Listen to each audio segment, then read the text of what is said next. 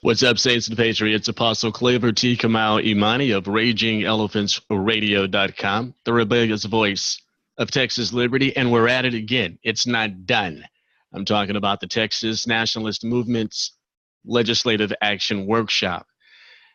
Today's guest, fantastic, a hero to many of us in the Liberty Movement, one of the original founders of the Freedom Caucus, back in the last session of 2017. I'm talking about Jonathan Stickland, state representative out of Tarrant County, out of Belford. And we want to get as much time as we possibly can with Jonathan, have a great conversation with him.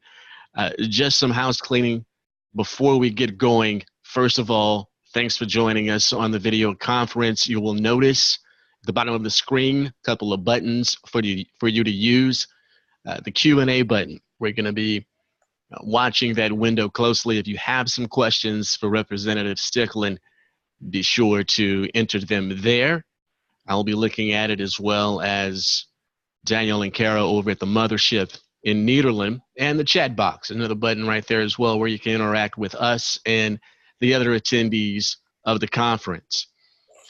After our conversation with Jonathan Stickland, you want to stick around because this is one serious doubleheader today. State Representative Steve Toth. So happy to have him back under the Pink Dome after an absence in 2017. He's going to be following up after Jonathan Stickland. That's going to be another fascinating conversation. Another Freedom Caucus, liberty-driven Texan. It's going to be great having him back under the Pink Dome. It's going to be another great conversation. Whole different topic than what we're going to be talking with Jonathan about, but it's something you don't want to miss. Therefore, if you have not registered for that conference, remember you have to go to tnm.me/TNMLAW, TNM for Legislative Action Workshop to actually reserve your seat in that conference room. For every conversation that we've had during this almost month-long now conversation preparing for 2019. You have to register for each individual conference. A unique URL is created for your seat. This is going to be no different with State Representative Steve Toth.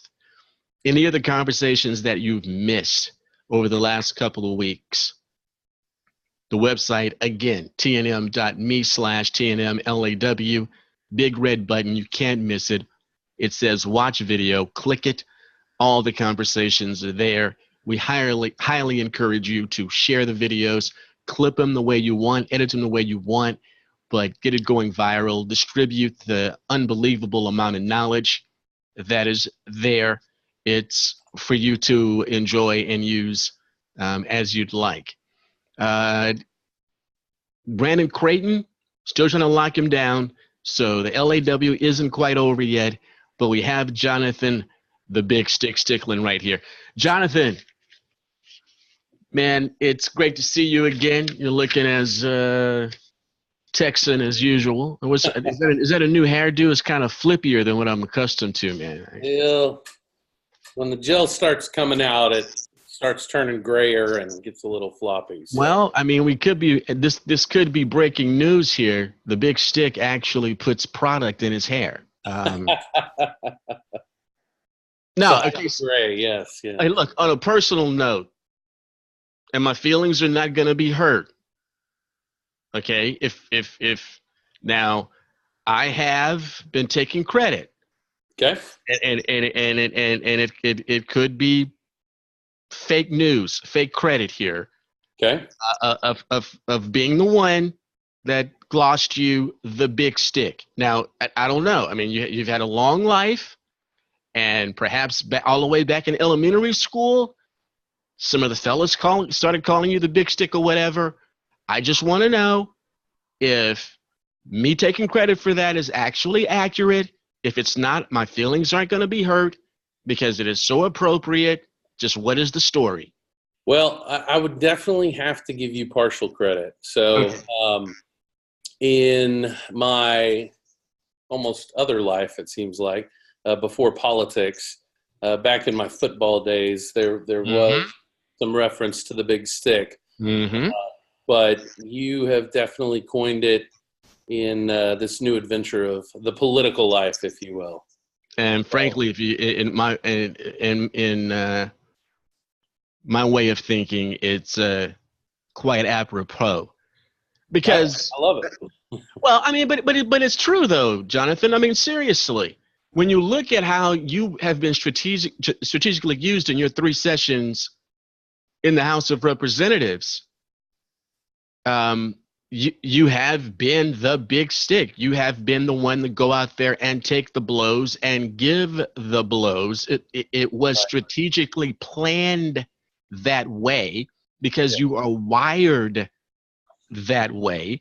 You know, it's not a moniker that is hyperbolic. It's quite apropos. This is the role that you've played. I mean, I want you to talk about how there have been others in the Freedom Caucus, even before the Freedom Caucus was formally put together, the brain trust that was behind the strategic moves that you guys, the tactical moves that you guys were making to get the achievements done in these sessions previously. Talk about it, because that was your role, Jonathan Stickland. Yeah. So when I came into the legislature,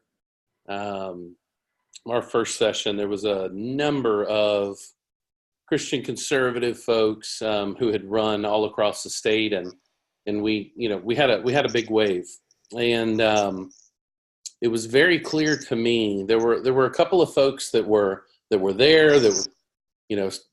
conservative, but they weren't getting anywhere. They were getting trounced by Strauss and his minions, and nothing was getting done. But there were aspects that a number of us identified as effective that we thought that we could tool together and actually, become a force that needed to be reckoned with. Aspects from different folks. One of my big mentors was David Simpson. When I came into the legislature, he was a freshman, and before David got to the legislature, there were a lot of things. The House was basically run off of tradition rather than adherence to the rules. And that was one area that we identified as a major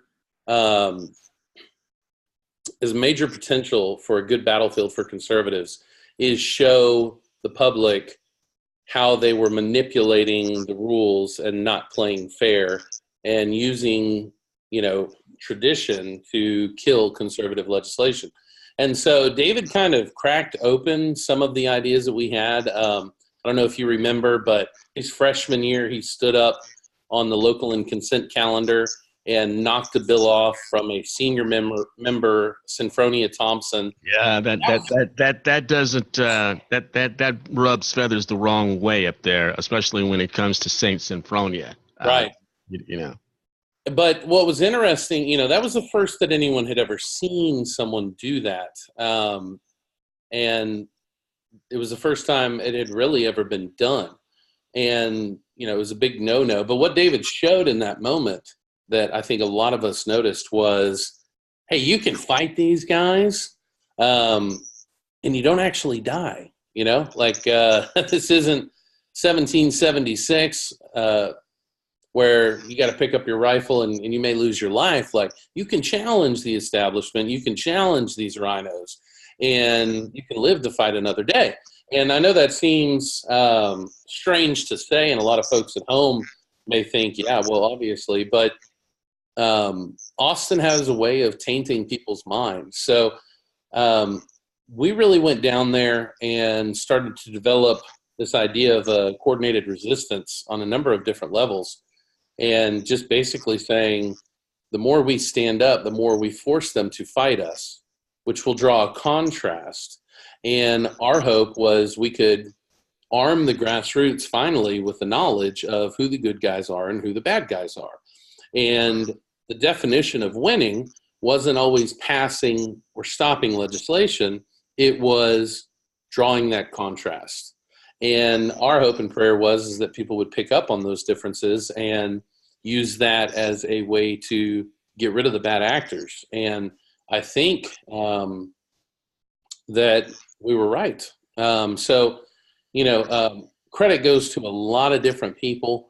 I definitely felt like my role in this whole deal was to be kind of the, I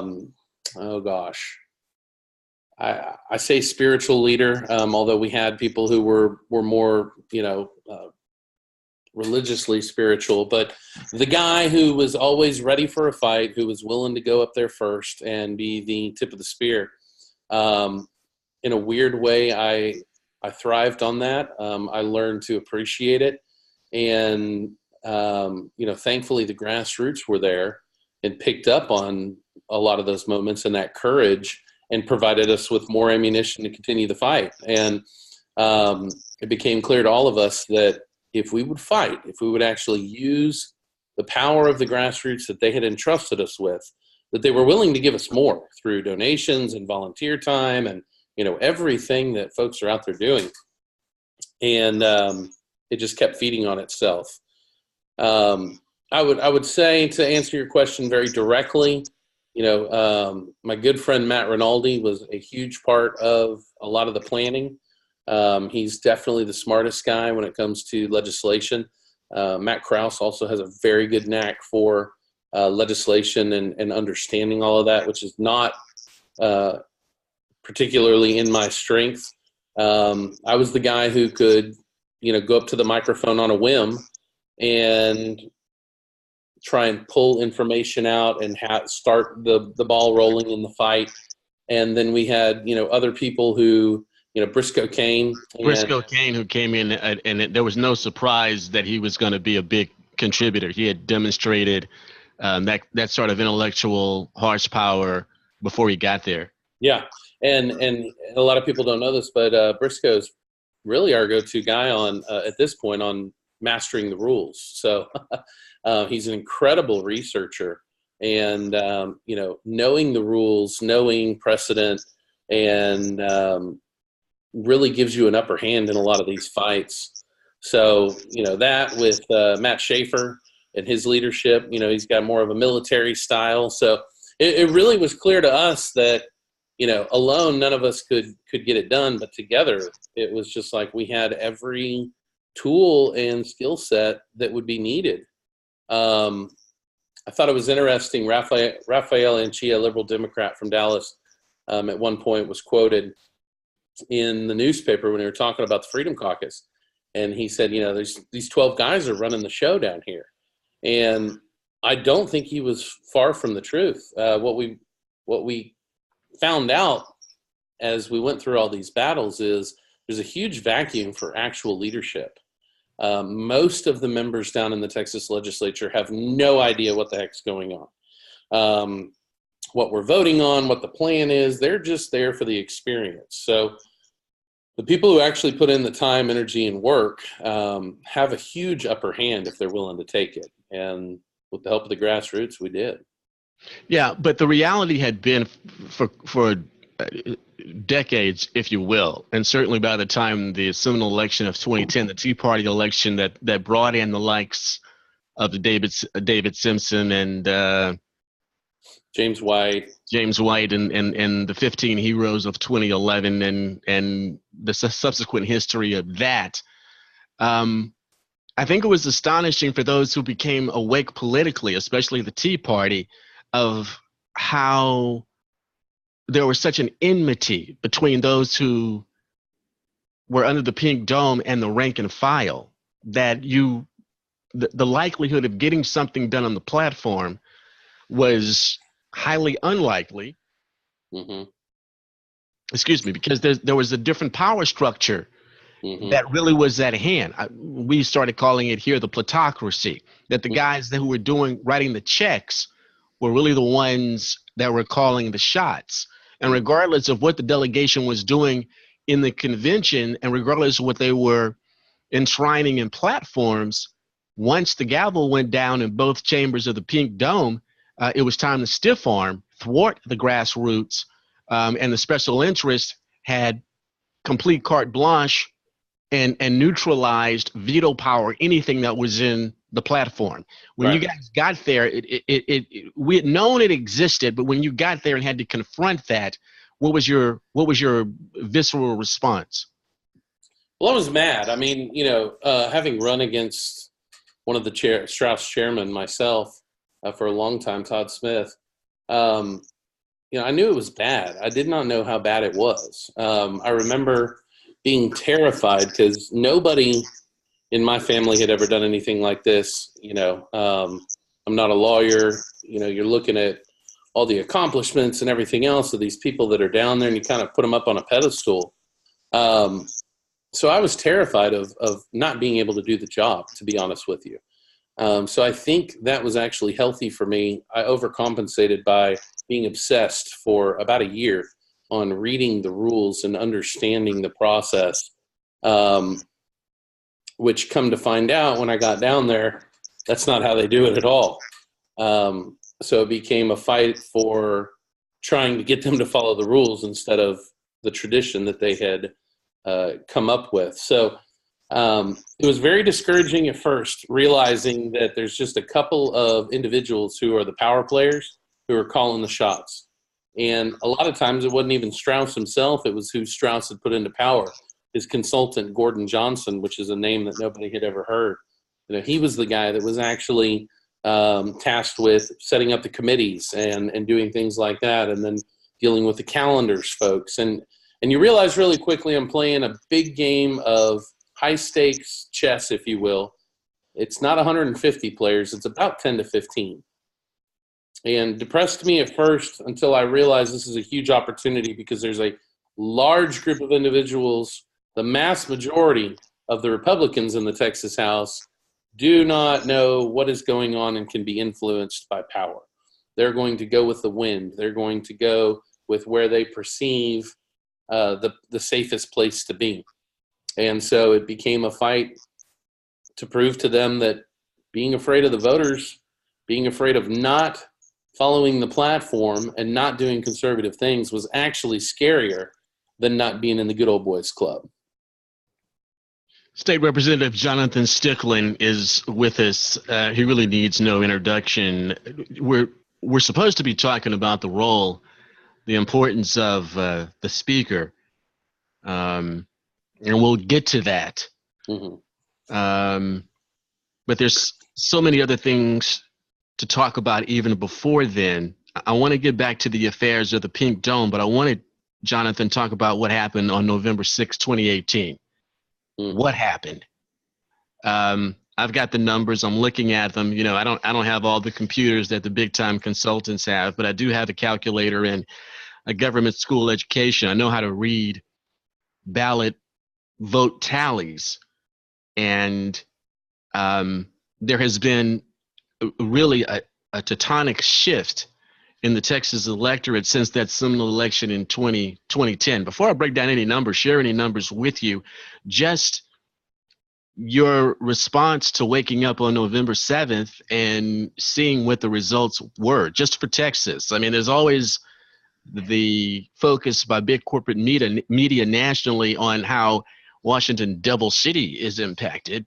Mm-hmm. The reason RER is here is to talk about how Austin is impacted, and it was on November 6th. Just your overall observations, and then we'll do some drill down. Yeah. So November 6th was not a good day. We're very lucky it was not worse than what it was. My race, which has always been a safe district, I was actually in Dallas County campaigning for Matt Rinaldi when my election results came in, having done nothing in my own district and trying to help others.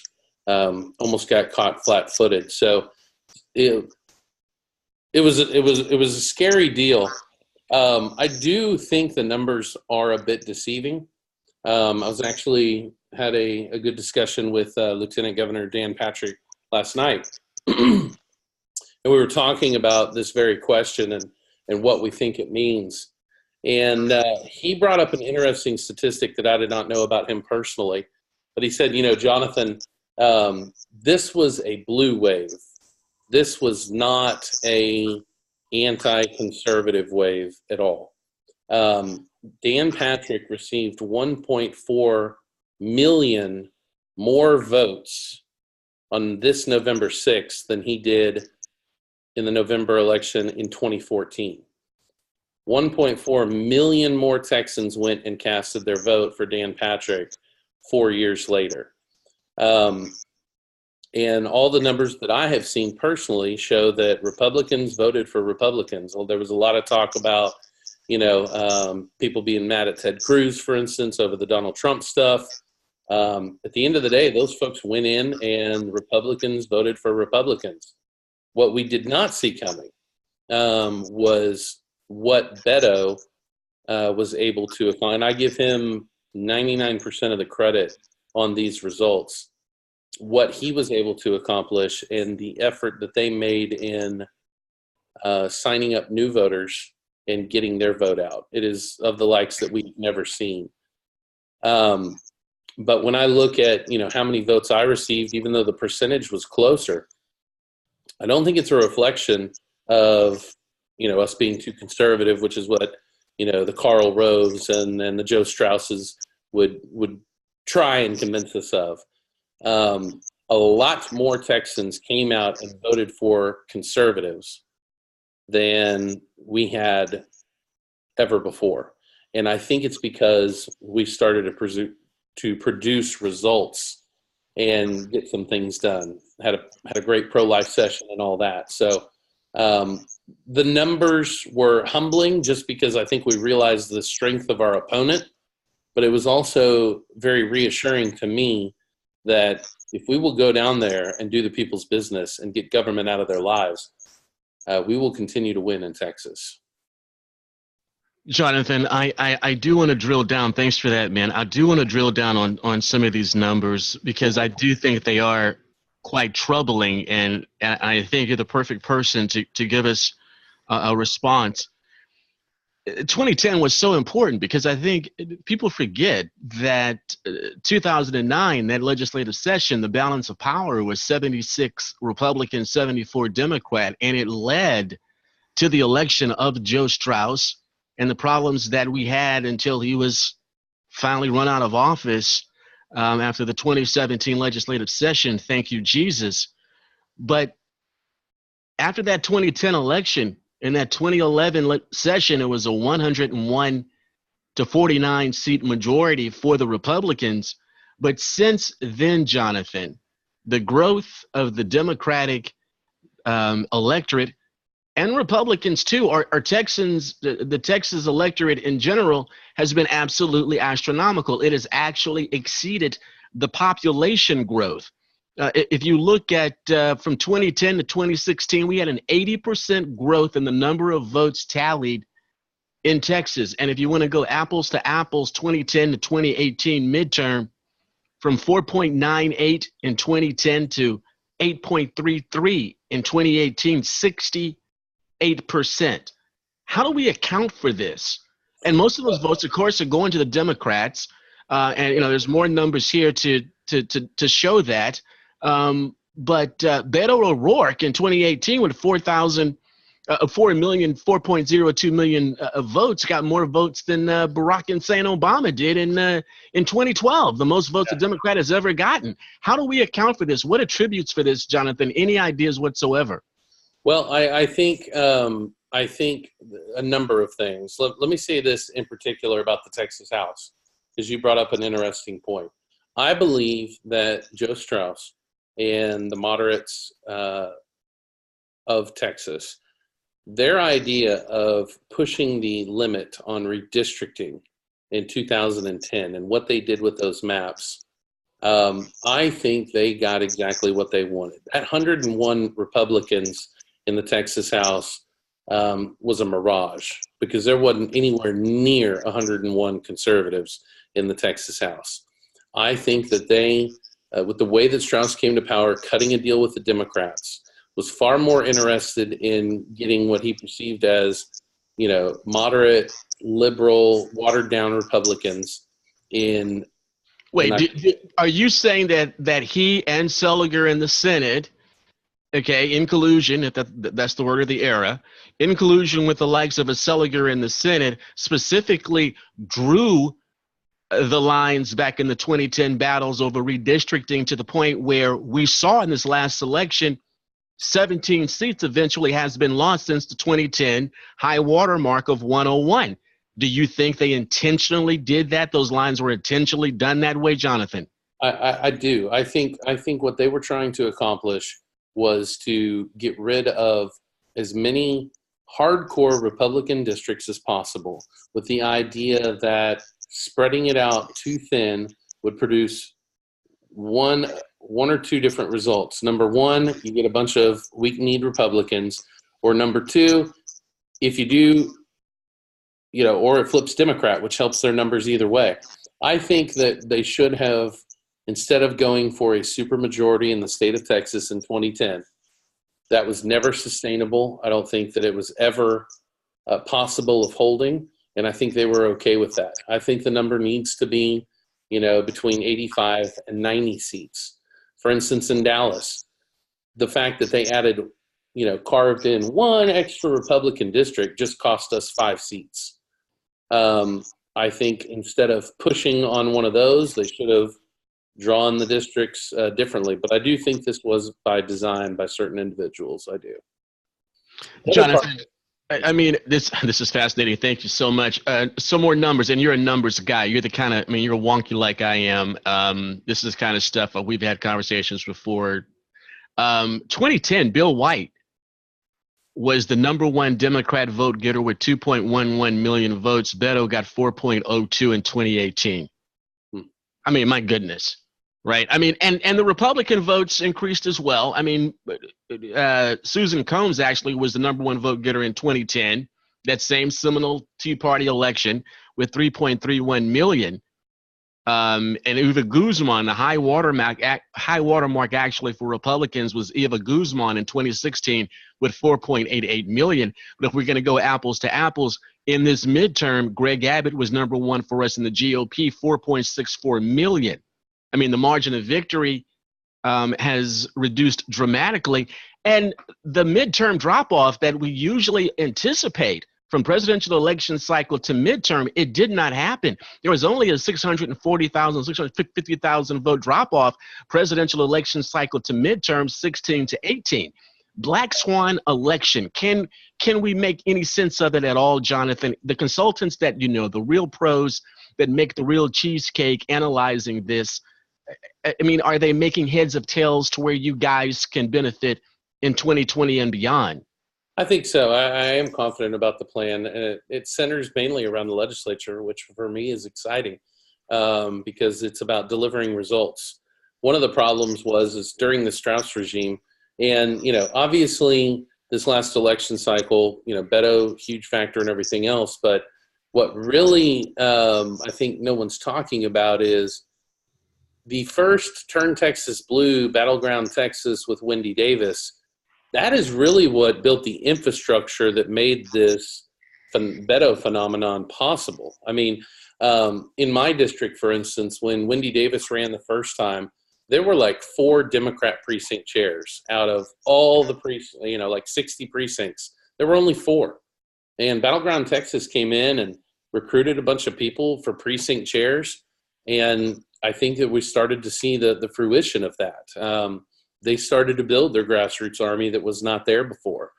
And I think that the Battleground Texas, the Turn Texas Blue stuff was a result of the fact that what did we have to come home with? I mean, we had some conservative victories or stuff, but we got the average Texan back at home whose property taxes are going through the roof. Public education, they don't have any choice whatsoever. People are stuck. The business climate, we were still passing regulations and spending way too much money. And Republicans haven't had anything to come home and campaign for, okay?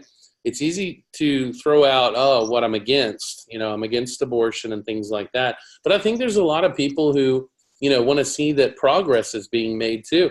And that's what Strauss stripped from all of us. We didn't have anything to come home with. We didn't have anything of, look, you guys sent us a platform, you gave us our marching orders, and we didn't do any of it. And I think that created a opportunity for the Democrats to come in and start to build their infrastructure.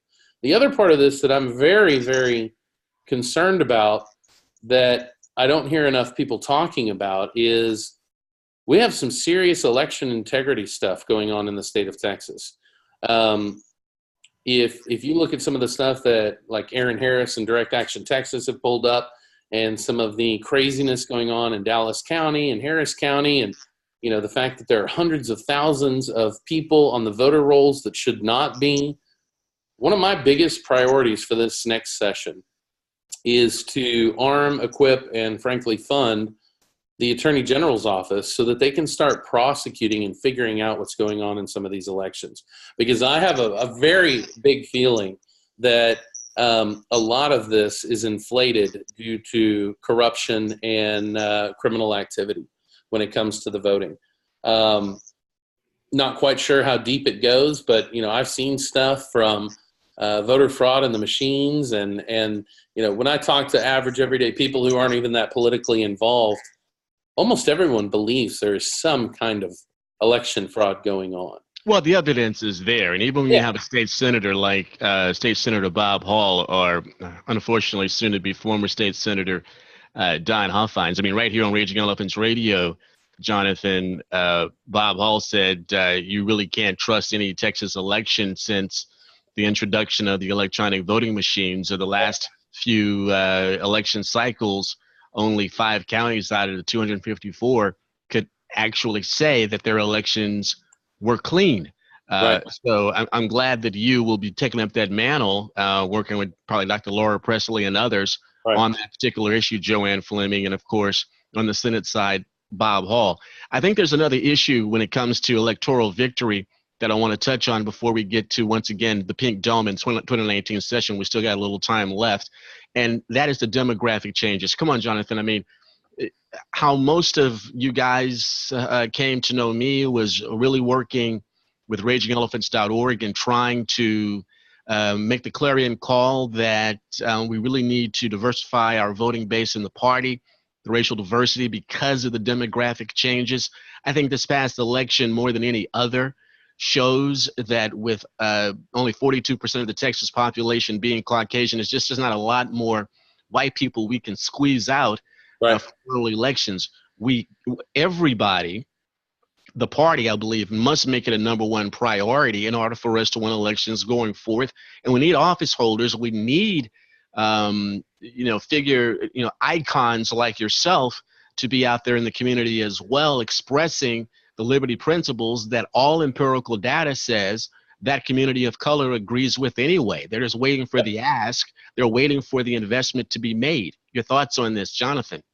I agree 100%. When I came into the legislature, the first time I was the youngest member of the Texas legislature. I was 27 when I decided to run the first time. And,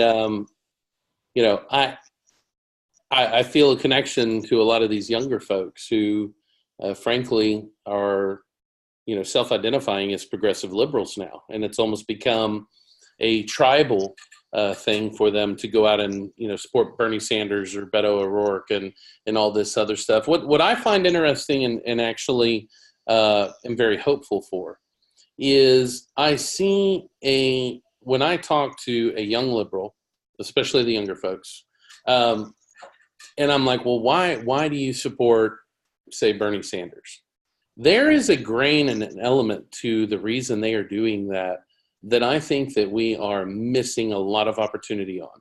And that is, they are anti-establishment. A lot of these folks believe that the system is broken, it's rigged, it is not good for the future, and they feel a desperate need to do something quick to stop it. Now, the answer that they have come up with is wrong. But if you look at the Tea Party wave, the libertarian viewpoint, if you really break down just the emotional response that folks like yourself and I have towards government, we're anti-establishment. We know something's wrong. We can identify with these people on a personal level. What we have to do is go out and make the case. And I have had great luck in developing relationships and having real meaningful conversations. It is difficult because you've got to get past the talking points and the tweets, and you have to level with them personally. It needs to be a full frontal assault. And the question, I mean, I think everybody recognizes it, whether I talk to you or Briscoe or anybody. I mean, that has an R behind their name. They're very willing to acknowledge that it has to be done. And the acknowledgement has been going on for years. Execution is something where an avalanche of criticism is warranted. But the question, Jonathan, who should be leading that full frontal assault? Should it be a party thing? I mean, does it have to be an unattached political action committee? I mean, who should be leading this frontal assault? Because from my point of view, as an ultra conservative of color, a multi-generational Texan, this, in my view, needs to be the number one priority of the party, even over legislative agenda, because you cannot advance legislative priorities agenda. You cannot usher in an era of repeal, a revival of liberty, if you're not winning at the ballot box. Right. I think ideally it should be the party's responsibility. I'm hopeful with James Stickland. I like some of the guys and the way that they're going with this. I think we got very comfortable as a Republican Party. But I do think that the way to touch these people is not necessarily a big 10,000 foot view campaign to win their hearts and souls over. I think it's going to take a lot of elbow grease. One of the things that I've loved to do in my community and been pushing the Tarrant County Republican Party to help foster this is I go into the schools. I go teach at the high schools every chance I get. And it's usually a couple of times a month. But I will sit in a history class or wherever I can and speak to those kids for an hour and prod them on, I've got a whole, 45-minute presentation that I go through with them. And it's very, very interesting. And I have had so much fruit come from that. And I've had so many kids show up. In fact, I've got an intern that is literally taking off the first semester of college, who a couple of years ago I taught in a class and inspired her. She's coming to intern for us down in Austin this legislative session. But we've got to go in there and we've got to make the case. And I think that we need to get back to the intellectual side of this. What I've been encouraging my local party to do is I want to challenge the Democrats. What I want to do is get up on stage and have a Lincoln, debate one-on-one in every high school in Tarrant County. And I want to go on a road trip. And I think the kids would find it fascinating and challenge the Democrats. Send up your best advocate. We'll let the kids ask the questions. No preparation whatsoever. Raging Elephants Radio will live video stream it. Yeah, there you go. and go out there and talk about it because, right now, when we are silent and we do not combat this, when we are not purposeful, like you said, about reaching these folks, whether it's Hispanics or African Americans or the young people or whoever it is, when we don't go after them, we are allowing the Democrats to run amok and spread lies that are not true. I mean, it is amazing to me that there is such a large portion of our population that thinks that socialism is anything but death and destruction. There is nothing compassionate about socialism and big government. People die. People starve. And when we are silent and don't go out into the communities as advocates and actively fight against this agenda, we are allowing them to take the upper hand in the emotional argument. And I think that you start to see passion and everything drive up on their side like we have here in Texas. So I hope that it's a wake-up call, but the days of just sending out mailers or putting up TV ads are way gone. We are going to have to get up there. I think we need to show people. I'm very excited about this next session. I'm hopeful about Bonin, but there's even other things that I'm excited about. I love the fact that the Freedom Caucus and myself have been very deliberate about bringing Austin to people, showing them. So, you see us focus on Bad Bill of the Week and just put it in digestible information so that people can actually see what's going on. I don't know if you've seen, but Congressman Thomas Massey from Kentucky has been going up to Washington and calling record votes. Just record votes.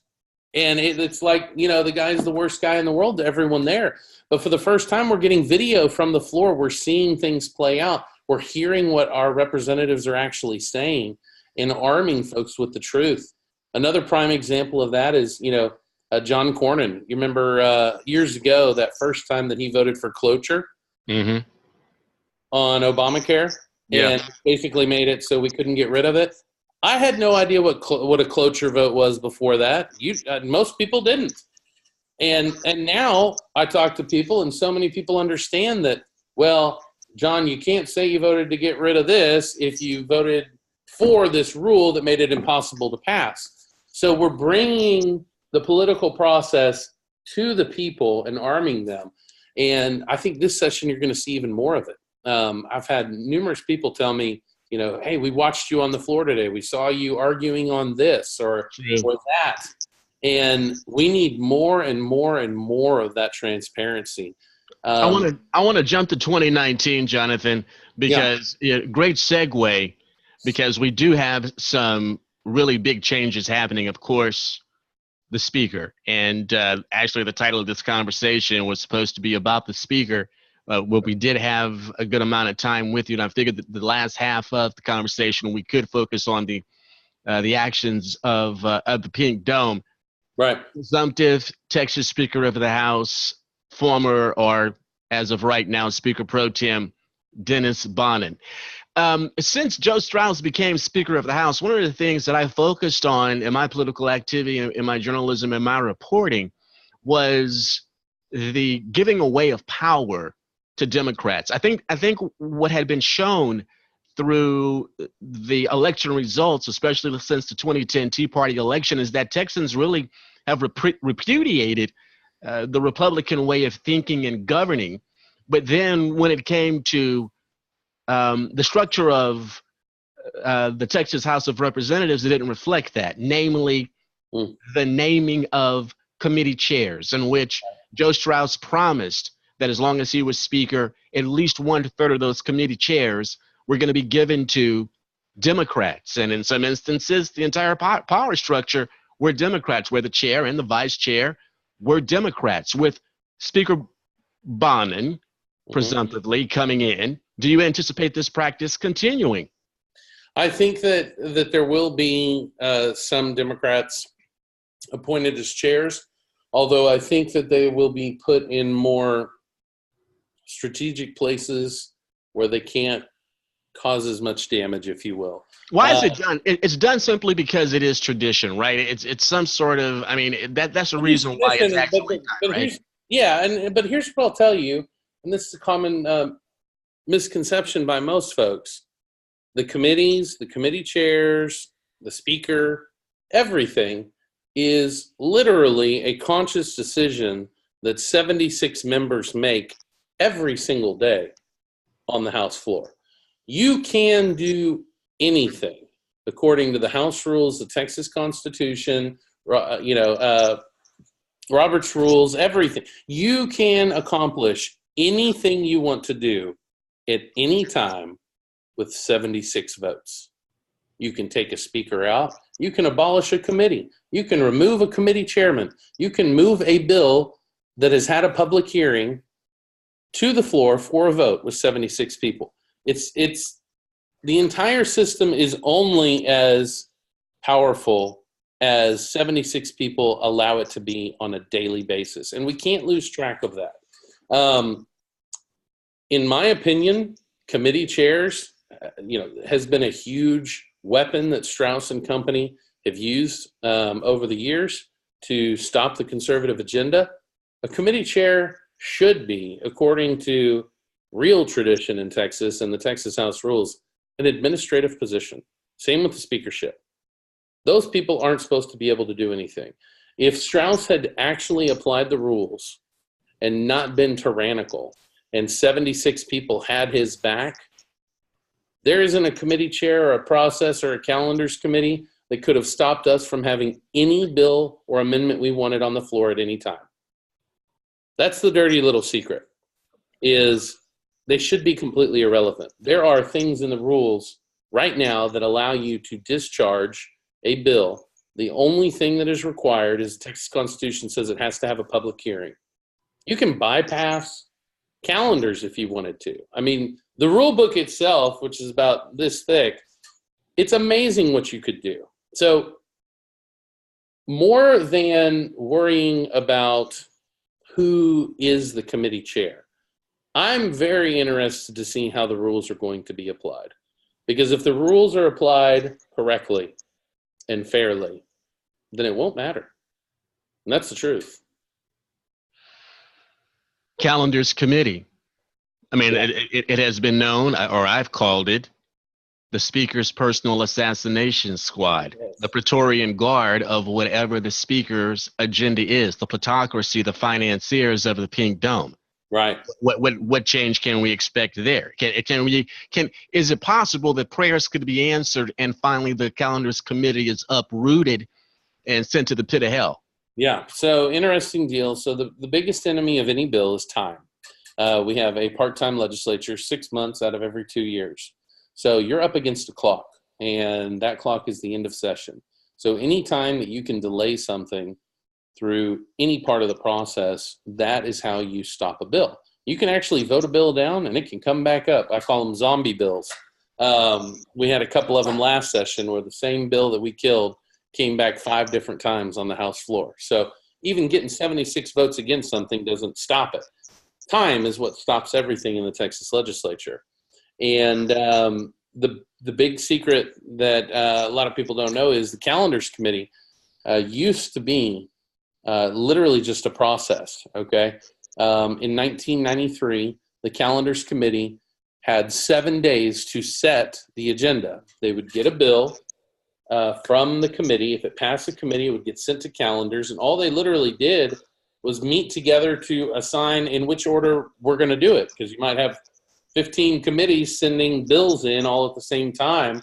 Which one do you get there first? So they would set the days, and they had to report on it, had to put it on the calendar, or vote it down within 7 days.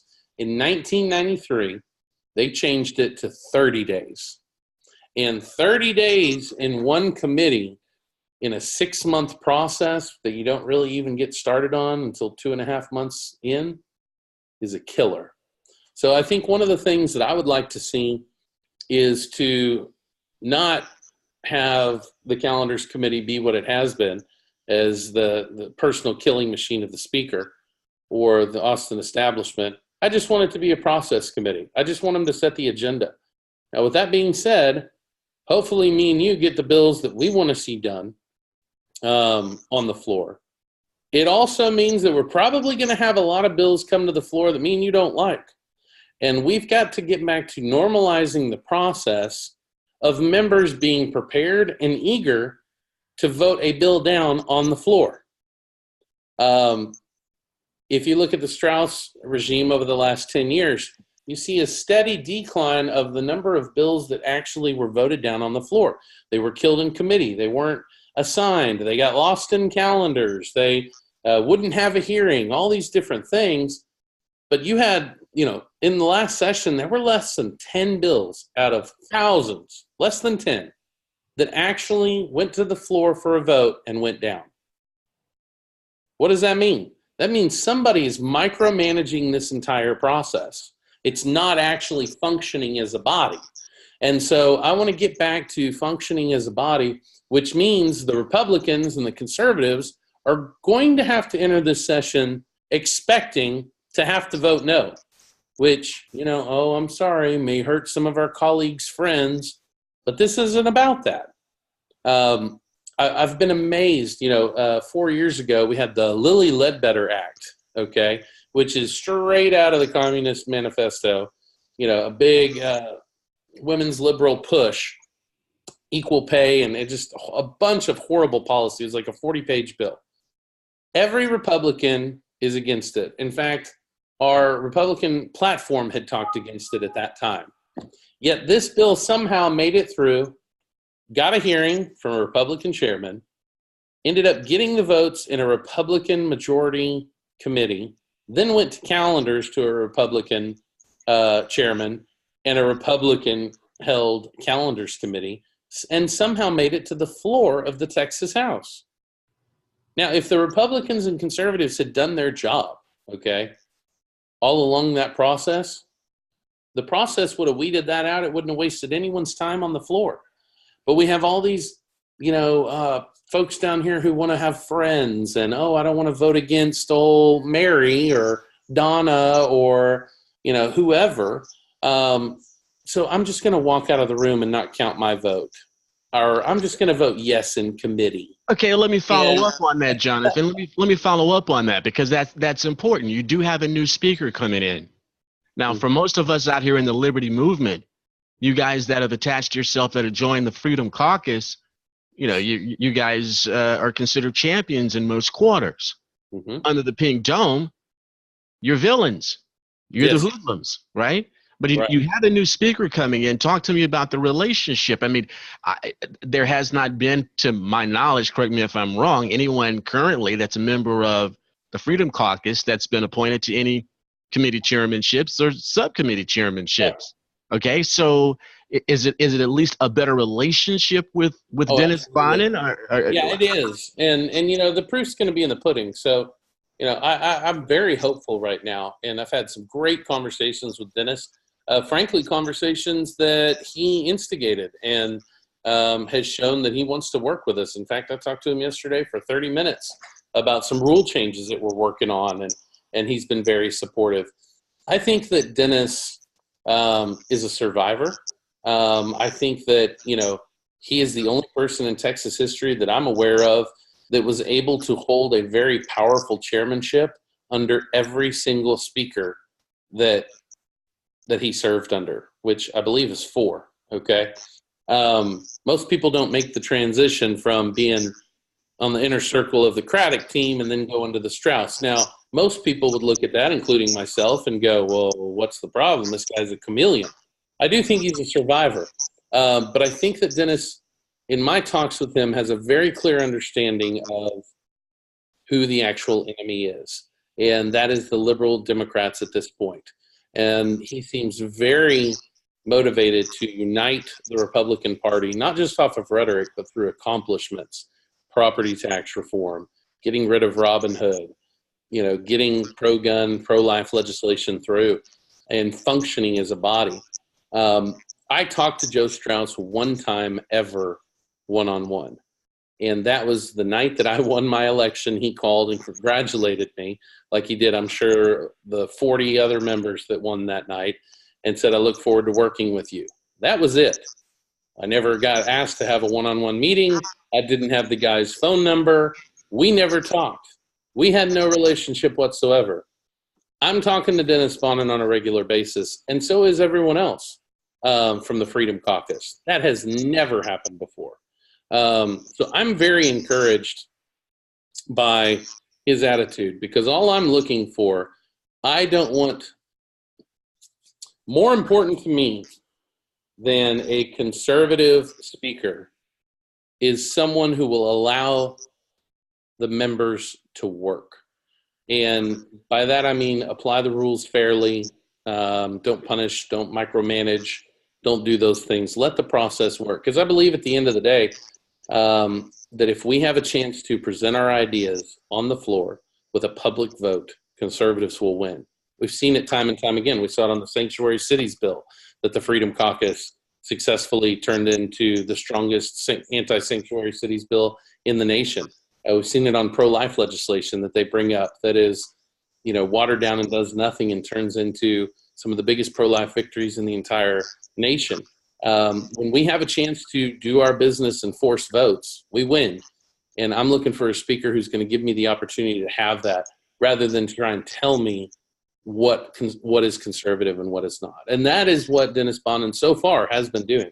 Now, I've learned my ability to trust others has been shattered since I've been in politics. I've learned to be let down by all kinds of different folks. But I would be lying if I didn't tell you I'm very hopeful right now. Well, I mean, you're telling us something, Jonathan, that some of us, it defies what we would consider to be conventional wisdom. If I'm looking at a Dennis Bonnen Raging Elephants Radio Liberty scorecard average of a 73, I'm thinking that the leadership that we're going to get is somewhat subpar compared to the type of bar that you and Matt and the 4 Matts and Sure. Briscoe Kane and Stephanie Click and Cole Hefner and others have set that the guidance that we know the speaker carries, regardless of what the rule says, the environment, the society, the culture that is the Pink Dome says that there is an influence coming from whoever has their grubby hands around that gavel. And if I'm looking at a score that's, you know, in those 70s, that I'm still going to see too much purple legislation as ultimately landing on Governor Abbott's desk. Are we wrong in thinking this way? I think that conventional wisdom, I think that's a fair assessment. But I would tell you, I think a 73 would be a heck of a lot better than what we have been getting. True enough, fair enough. But I personally would have preferred one of you guys that are at least in. Oh, absolutely. Somebody at least in the 80s, okay? You can't tell me that somebody in the 80s can't be that bridge between the establishment, moderate, plutocratic wing of the party and the straight-up liberty-driven grassroots. That if they're at least in the 80s, they're a little bit more conservatively driven. And I would, you know, I told Dennis this. I was not on his initial list. There were people that I preferred over him, and he knows that, and we've had discussions, and, you know, he's still pursuing a relationship and you know, wants to work together, which I find interesting, because he didn't need my vote. He got well over 100 by the time we had our conversation. But we have to get out of the mindset that we've been forced in by the way things have been done, okay? For a long time, we've been fighting for a seat at the table. And that is the wrong idea. What we need to do is realize there is no table, okay? I don't need a speaker to have a good score. I need a speaker who's going to allow me and Schaefer and Briscoe Kane and Kyle Biederman and the Freedom Caucus and Stephanie, you know, all those people. I need a speaker who is going to allow us a fair, even, predictable battlefield. Because if I have that, we will win with the grassroots help. I don't want that person. And think about this, you know, if we're looking at the scale, and okay, let's say, you know, Briscoe Kane is 100, and you've got the worst liberal Democrat over here at a 1, okay? If you get a 73 in Dennis, or you get an 85 that you're saying would have made you happier, there still would have been an opportunity lost because we didn't get 100, okay? But we can get 100 if we shatter the paradox of the speaker even mattering. We can get 100 right now if Dennis Bonnen will do what he says he's going to do, which is allow the House to work. And I think that we have a better opportunity to earn more and do more for restoring liberty and the Constitution and conservative values if someone will get out of the way so that the big stick can take us all the way to 100, baby. There you go, big stick. Okay, now let's finish it off. We only got a few minutes left. Tick off the items that you guys are going to be working on.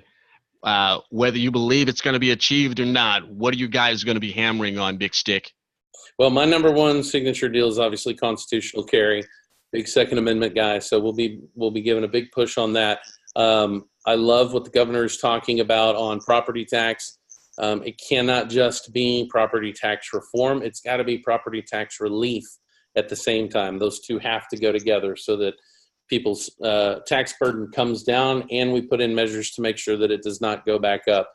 What I'll be pushing for on the property tax side of things too is, as we fix this thing, we have to keep the ultimate goal towards abolishing property tax. It's a broken system. It does not work.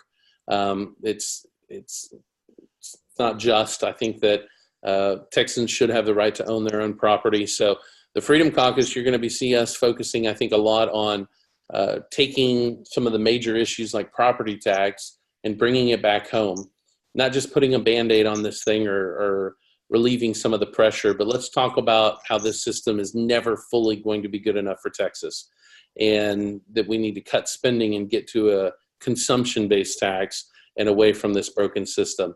I think we're going to be working on a lot of end-of-life issues, protecting the right of all Texans from conception until natural death. I think we're going to be working on a lot of stuff in regards to school finance, which for me, the biggest one is getting rid of Robin Hood and wealth redistribution, and getting back to the idea and the practice of people being able to vote with their feet and vote with their purchasing habits. Anytime you have a redistribution of wealth or unfair playing field, people lose the ability to do that. So I think those are the biggest deals that we'll be dealing with. Obviously, border security. It'll be interesting to see in my talk with the Lieutenant Governor last night. He reemphasized that there's probably going to be some stuff from the federal government that we have to deal with as well. But my main focus is going to be constitutional carry as my bill, property tax, and then, all the little small stuff is really one of the something that's not so small. Who do you expect to carry the mantle on transportation and stopping the proliferation of toll roads? And we know that Governor Abbott and Lieutenant Governor Patrick have made strong statements in that regard, but our liberty from getting point A to point B, our transportation liberty, has been under assault for quite some time, and the main driver of state debt. Who do you expect to carry the ball on the transportation issue? Is it going to be Senator Hall again? How about in the House? Yeah, so I think the plan was, if you remember, the Bonin thing happened before, the momentum behind Bonin happened before November 6th. And I think the plan was for Ron Simmons to take up that measure, having some experience in transportation. I wouldn't be surprised if you see Jeff Leach become the champion of some of that stuff that Turf and Terry Hall and those folks have been working on. How about is there any strong 10th Amendment issues? I know that we have a more populist administration in Washington, and there's been less chatter. I mean, there's been less chatter about the whole 10th Amendment thing, the whole 9 yards, but there still seems to be some encroachment. Certainly, are there going to be some 10th Amendment issues that you feel we may find ourselves butting our heads with Pennsylvania Avenue on? Yeah, I hope so, because, fan of Donald Trump, not here to trash him at all. I think he's done a great job on a lot of things. He's also made some mistakes. I don't like the bump stock ban and some of those things he's been working on. So I do think it's important to be supportive of the president and whatnot, but we also have to remind him that this is Texas and we don't like to be told what to do.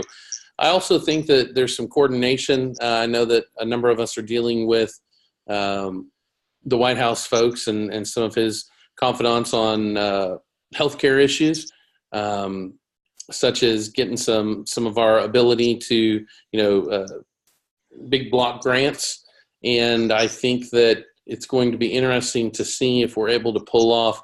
I'd like to do some challenges to the federal government on Medicaid spending and the way that that's administered in the state.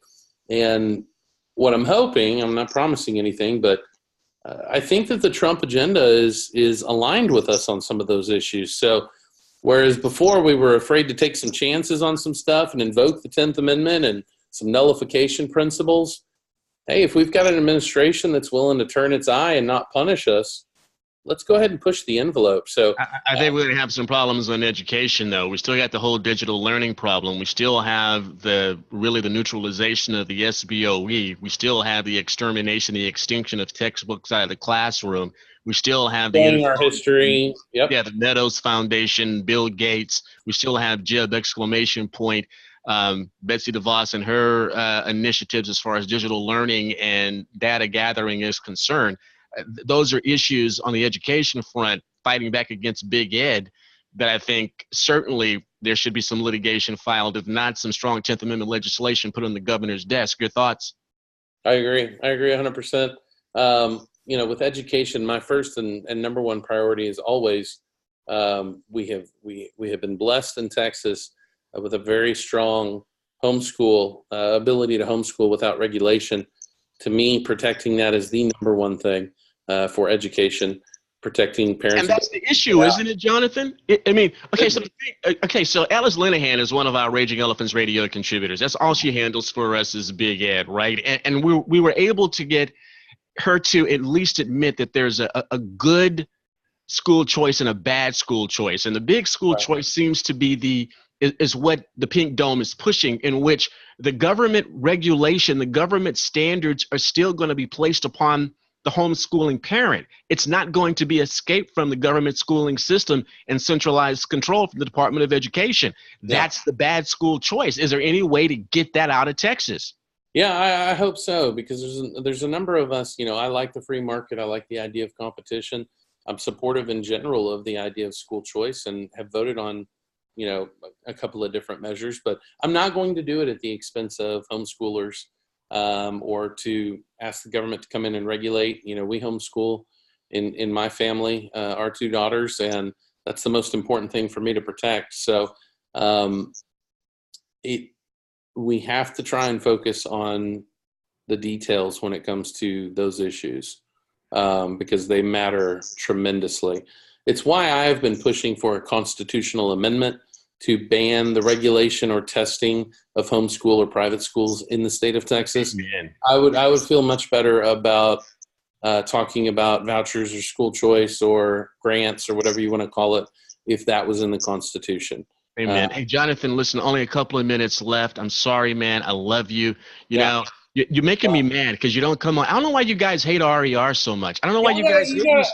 I don't know why you guys hate me so much, man. I mean, I'm not that bad. My cell phone number. You can call me, buddy. I don't know. I don't know what the problem is. Okay, so I got to add one last thing on the energy front. We know that the environmentalists do have crosshairs here on Texas, primarily focusing on the distribution of what supposedly is coming out there. The production can't be stopped. It's the distribution and getting it to the refining facilities that they're focusing on. This whole keep it in the ground program. Any way that you guys are going to be able to battle under the Pink Dome, or is that a Railroad Commission purview only? It's mainly the Railroad Commission, but look, I want to see the representatives or the senators who will raise their hand and vote against energy in the state of Texas. I mean, it is the driver of our economy, and more than that, gosh, I'm in oil and gas myself. There ain't a liberal in oil and gas. I mean, these people understand progress and innovation and the benefits of the free market, and I just think those guys go down to the floor, fighting down to the mat. So I think we're going to be okay.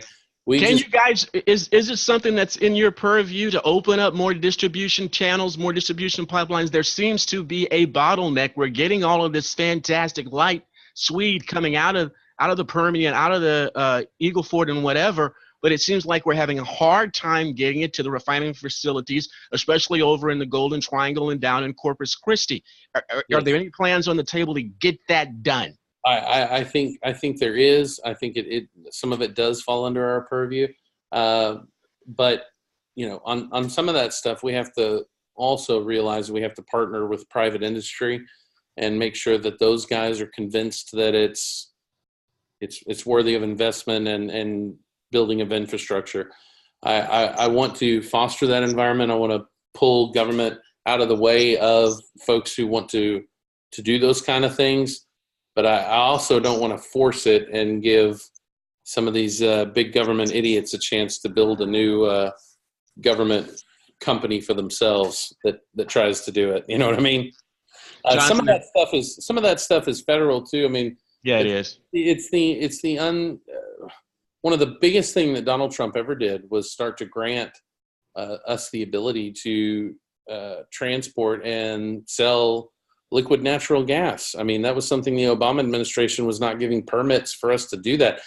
Think of what we could do if we were selling our natural gas over in Europe, who's paying 3-4 times the amount. They're rioting. They're rioting, dude. I know. They're rioting. Okay. Well, we got some stuff we could sell them if we could just clear and get the permits to send it over on a ship or whatever. I mean, they're killing each other over petrol. Yep. Jonathan, man, I love you, man. I don't know why you guys hate me, man. You guys, I mean, the formats, I mean, nobody wants to come over and talk to us. That's okay. That's fine. We take our lumps. I'm with you. I'm a fan. You mark me down. Jonathan Stickland is a fan. I'm the one, the big stick. I'll put it on you. There should be T-shirts. There should be billboards. There should be caps. Bumper stickers, the big stick. Everybody knows who the big stick is. Jonathan, thanks so much, man. I really appreciate it. And I will be calling on you again, man, because you are indeed platinum to us as far as the liberty movement is concerned. You are an example of what happens when someone actually comes out of the movement, birthed out of the movement, and stays true to the liberty compass. Life, liberty, prosperity. Man, we need to clone you some sort of way, man. I don't know how to do it. I got some downsides too. I don't know if we want to exactly clone, but I appreciate it. And just a word to everyone who may be watching this. None of this is possible. I can do nothing if it's not for the grassroots. That is what has made us and the Freedom Caucus successful, is Strauss and the establishment and the liberal Democrats and all those people who want to grow government. They don't look at us and just see 12 individuals. They look at us and see tens of thousands of grassroots activists that they are convinced are not going to go away. So thank you for that. And you are a source of power and influence in Austin. So, hey, man, the blessings of the Lord on you, brother. We love you, man. Keep it up. It's going to be another battle for the next 140 days. Yep. But we have faith that once again, you're going to prevail. You're going to make us proud. And the rest of the members of the Freedom Caucus, thanks a lot, guy. And hey, look, we're going to be calling on you, man. That's for sure. Jonathan Stickland. I'll promise you that. Hey, that's the big stick, ladies and gentlemen. The big stick, Bedford, Texas, Tarrant County. Don't mess with him. Hey, he'll do a bevo on you. He'll stomp you like Bevo almost stomped Uga the other night. That was beautiful. Thank you, sir. That was beautiful. Ladies and gentlemen, I want to remind you, I went a lot over with Jonathan, but he is very special. We have rare opportunity to have a really good conversation with him. And as you can see, he's very affable. He's very transparent, very open. Another guy that is the very same way, Steve Toth, is coming up next. So we're going to cut this particular conference feed. We're going to close down this conference room. You're going to have to use your unique URL link to get into the Steve Toth conference room to get your seat there. If you haven't, tnm.me/TNMLAW, register right now so that we can get your link into your email inbox right away so we can get that started at the top of the hour. And don't forget, all the conversations that we've had, you can find them once again on the main page, tnm.me/TNMLAW for Legislative Action Workshop. Distribute those, cut them up the way you want to, use them as resources. They've all been fantastic. Not a single moment of wasted time. Okay, we'll see you in a moment. I'm Apostle Claver T. Kamal Imani, the Christian politician, your ultra-conservative soul brother. My enemies under the pink dome call me the purifier, and I like it. From Houston, may the Lord Jesus bless you. May the Lord Jesus bless the future independent sovereign republic of Texas. We'll see you in just a moment with Steve Toth.